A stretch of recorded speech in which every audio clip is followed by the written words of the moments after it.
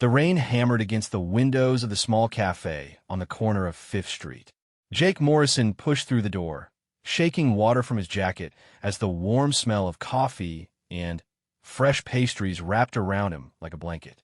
The place was nearly empty at this late hour, just the way he liked it after a long shift at the spaceport. He ordered his usual black coffee and turned to find a seat when he noticed her sitting alone in the corner booth. She was striking in an unusual way, with silver-white hair that seemed to shimmer even in the dim cafe lighting, and eyes that held an odd golden tint. She sat perfectly still, staring at an untouched cup of tea, her fingers wrapped around it as if seeking warmth she couldn't find.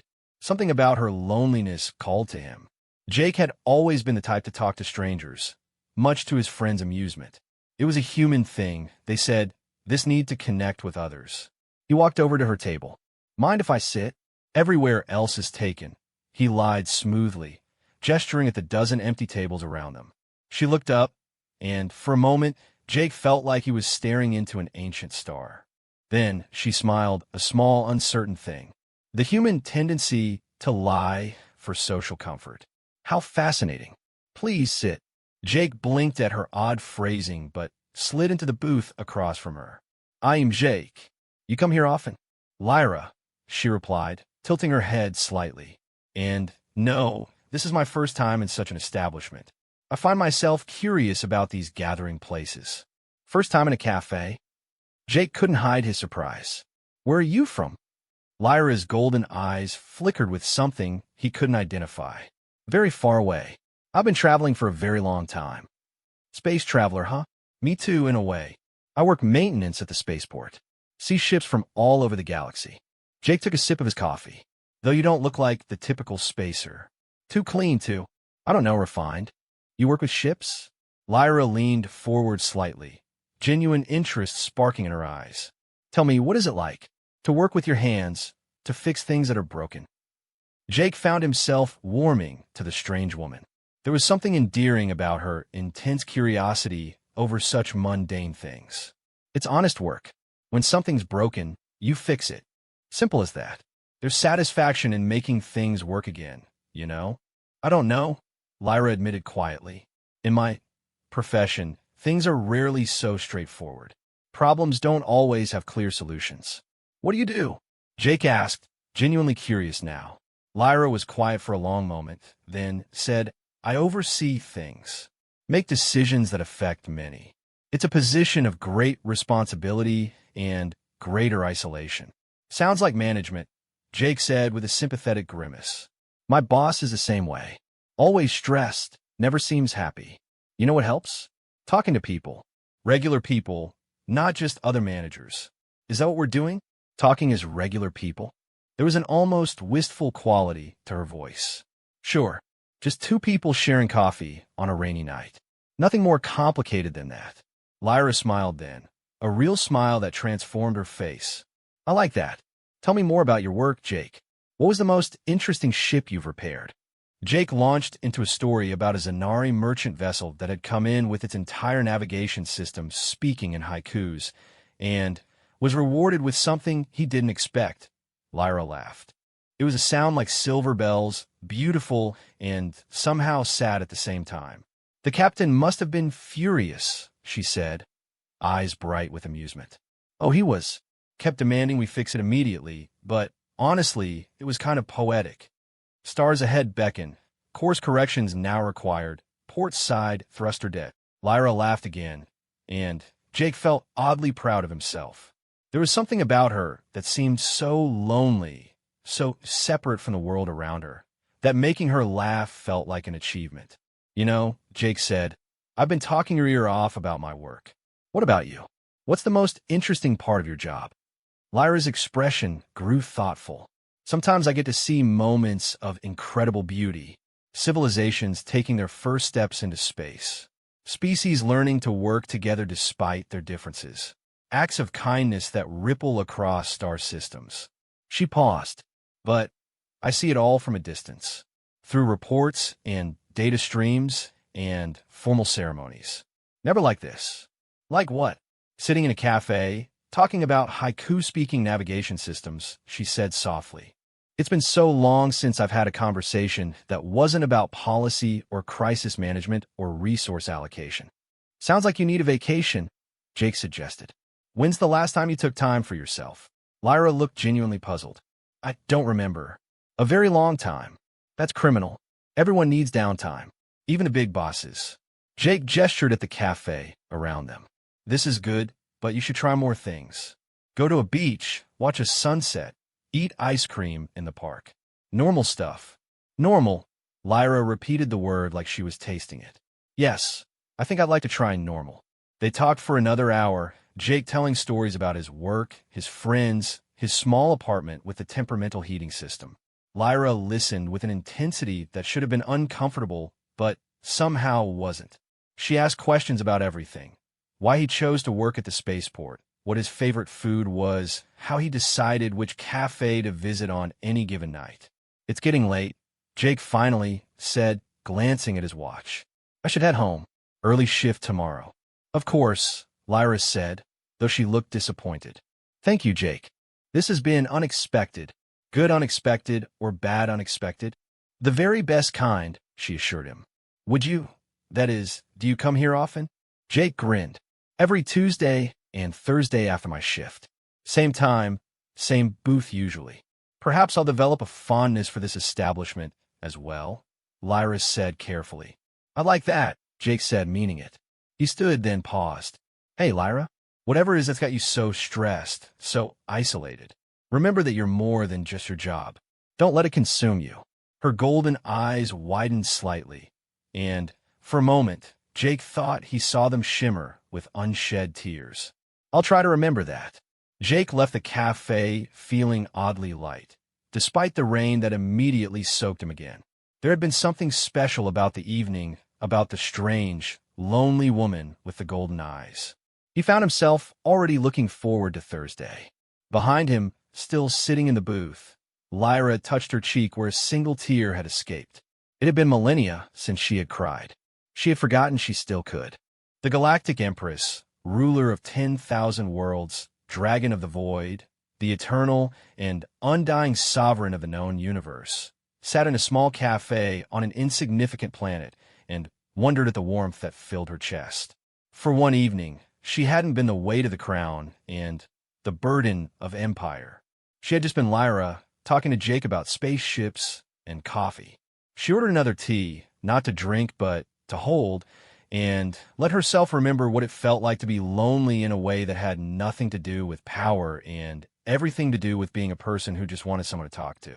The rain continued to fall, and somewhere in the galaxy, empires rose and fell, trade routes shifted, and the great machinery of civilization ground on.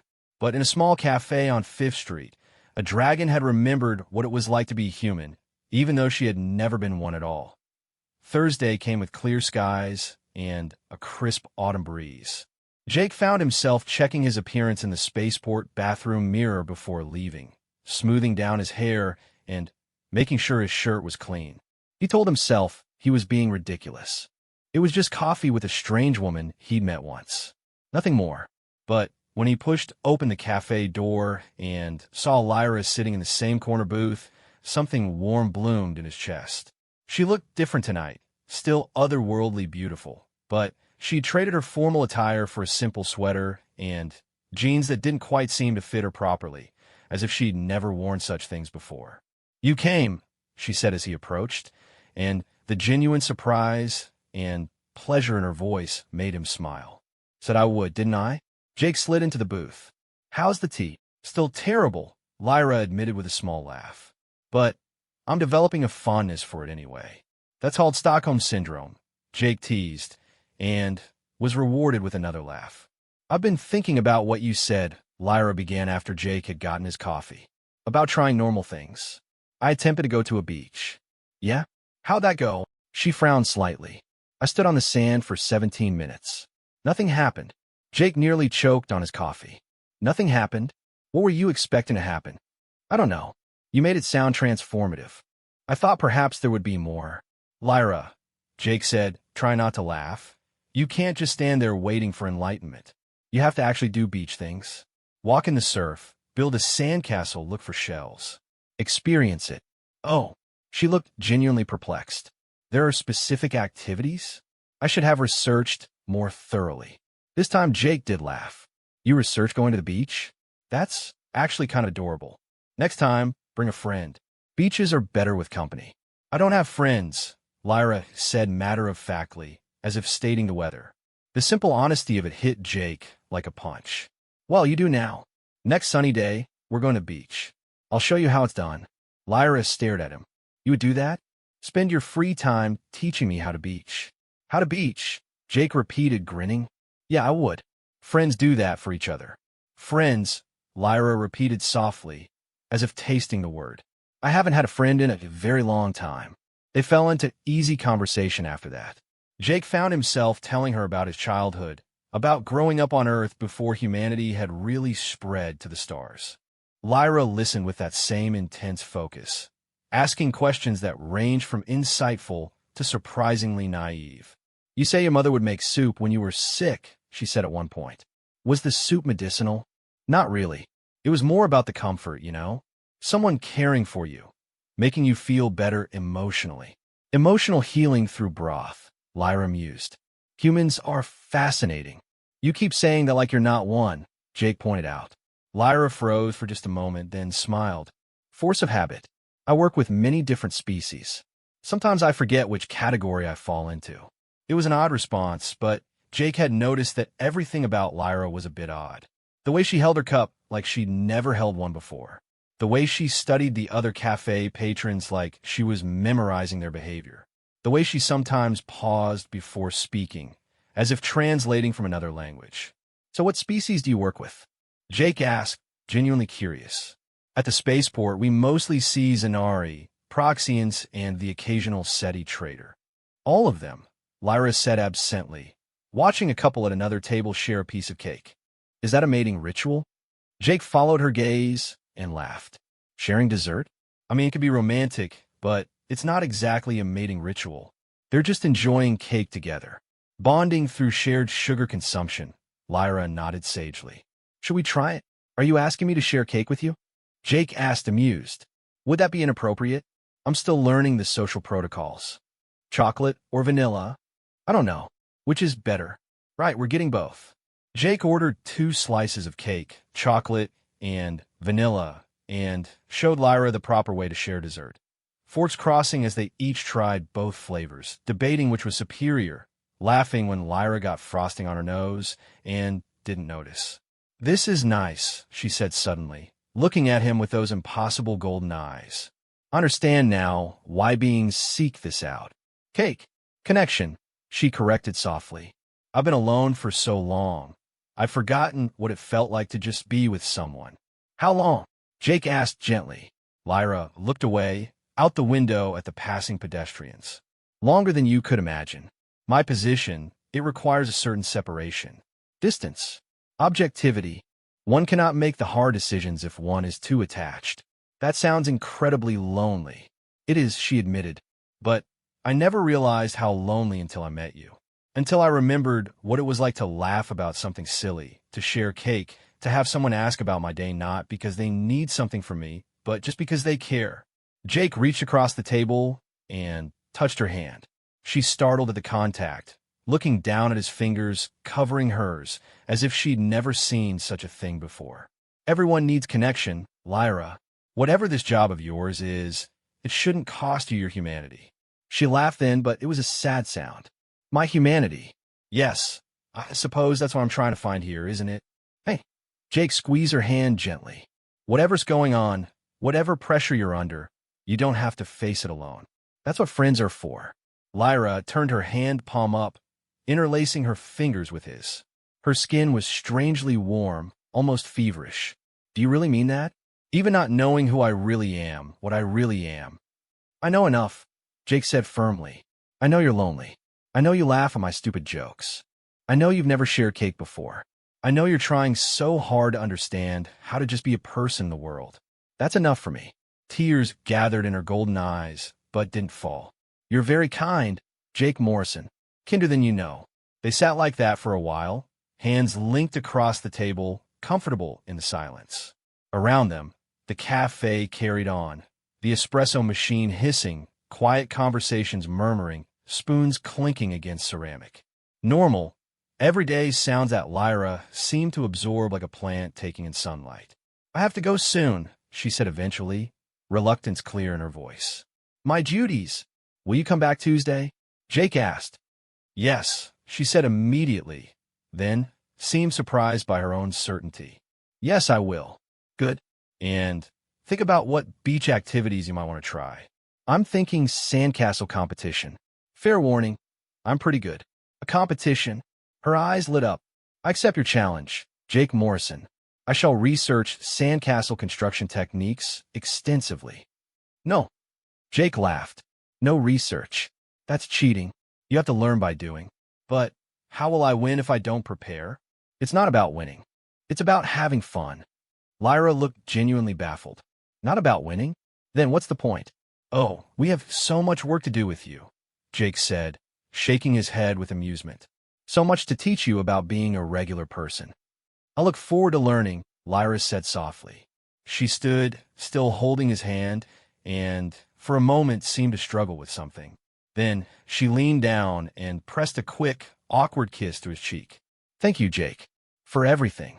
Before he could respond, she was gone, moving through the cafe with an odd grace that made people unconsciously step out of her way. Jake touched his cheek where she'd kissed him, feeling the lingering warmth of her skin. He sat there for a while longer, finishing his coffee and thinking about the strange, wonderful woman who didn't know how to beach. There was something about her, something beyond the obvious mystery. When she looked at him, he felt seen in a way he'd never experienced before, like she was memorizing every word, every gesture, filing it all away as precious. Jake had dated before, had friends, had family. But he'd never met anyone who treated simple human interaction as if it were a gift beyond measure. It was humbling and strange and wonderful all at once. As he finally left the cafe, Jake looked up at the night sky, at the stars scattered across the darkness. Somewhere up there were the ships he worked on, carrying beings between worlds. Somewhere up there, beyond the satellites and space stations, were mysteries he couldn't even imagine. But down here in a small cafe on 5th Street, he found his own mystery. A woman named Lyra who didn't know how to share cake, but was determined to learn, who spoke of duties and loneliness and positions of power, but mostly seemed to want someone to hold her hand and tell her she wasn't alone. Jake smiled to himself as he walked home. Tuesday felt very far away.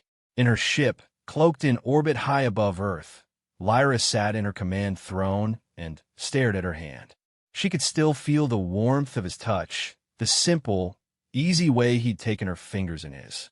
No ceremony, no protocol, no fear or reverence or calculated attempts to gain favor.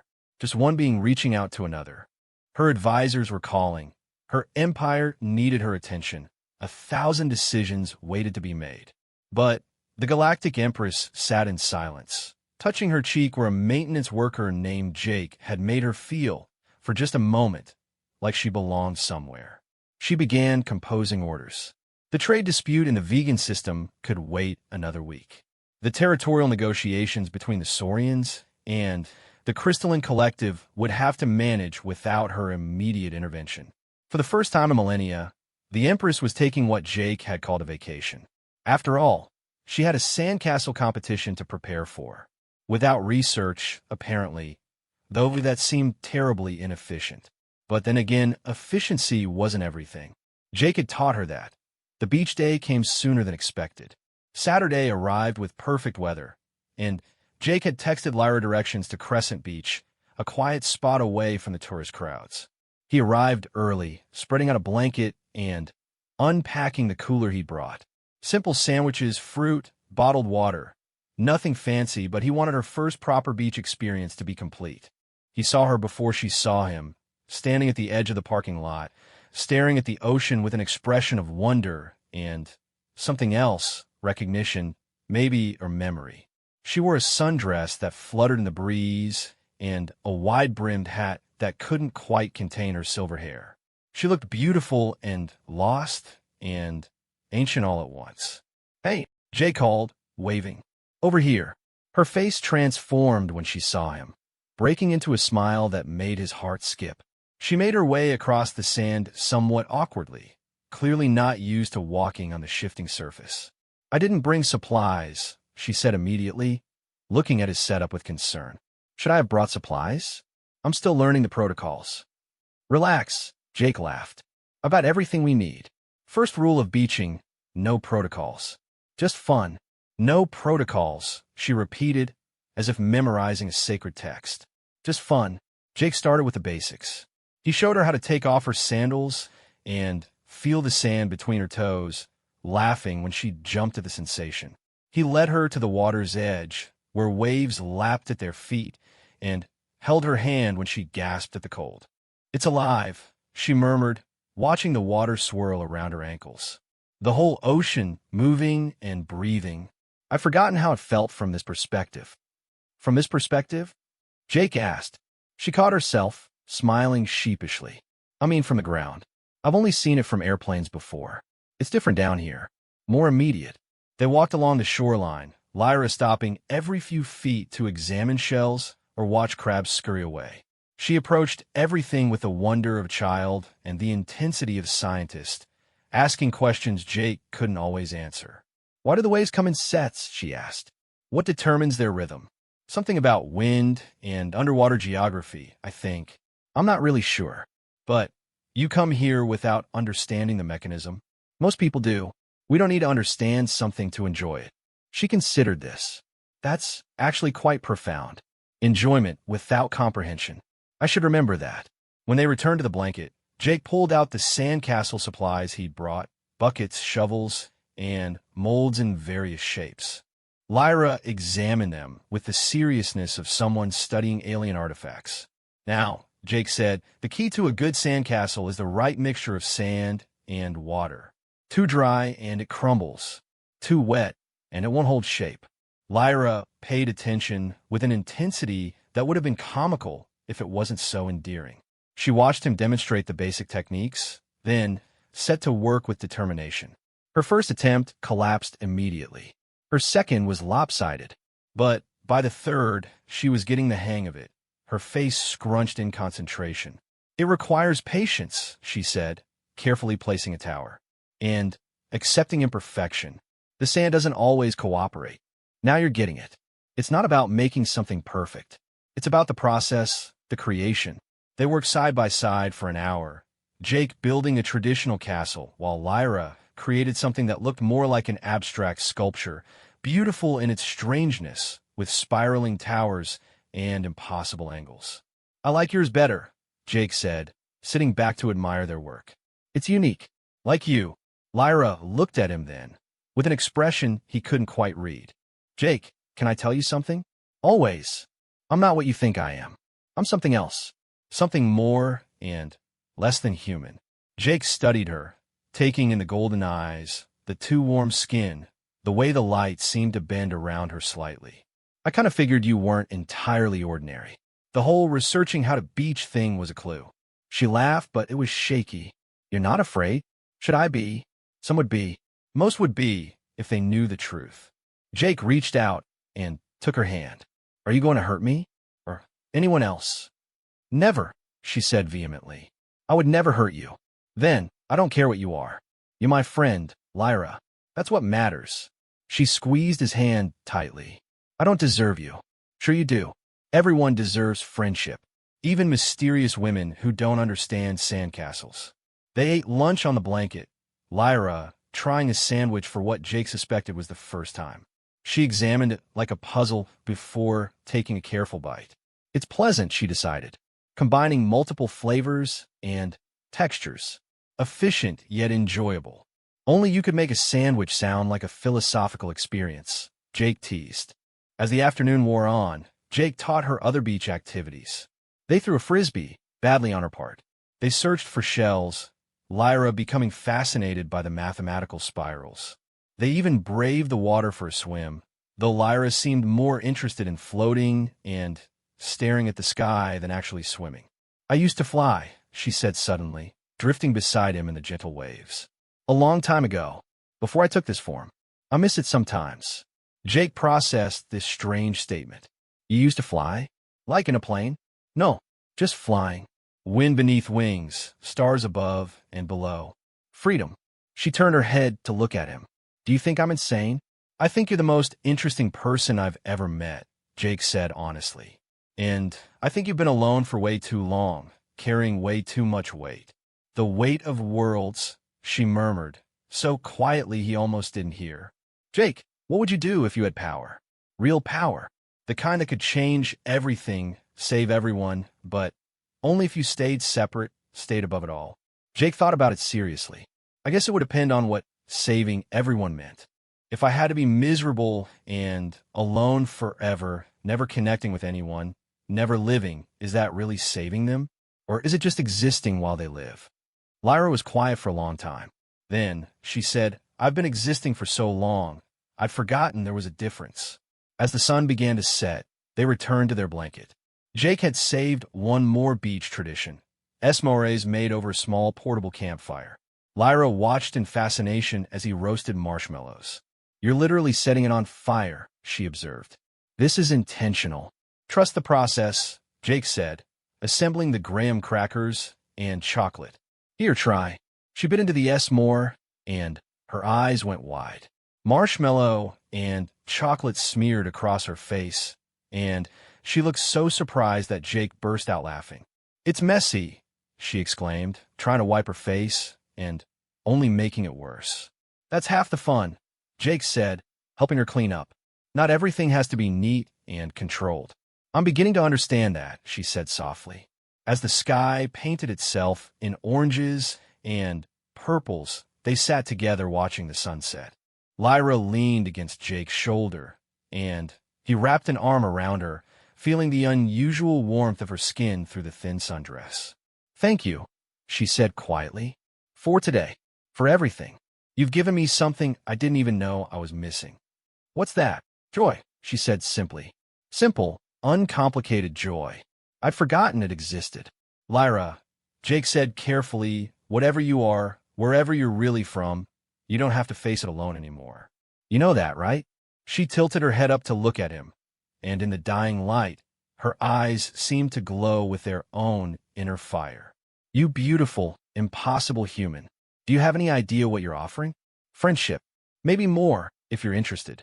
A chance at the life you've been watching from the outside. And if I told you I was something ancient and powerful, something that ruled from the darkness between stars, something that had forgotten how to be anything but alone.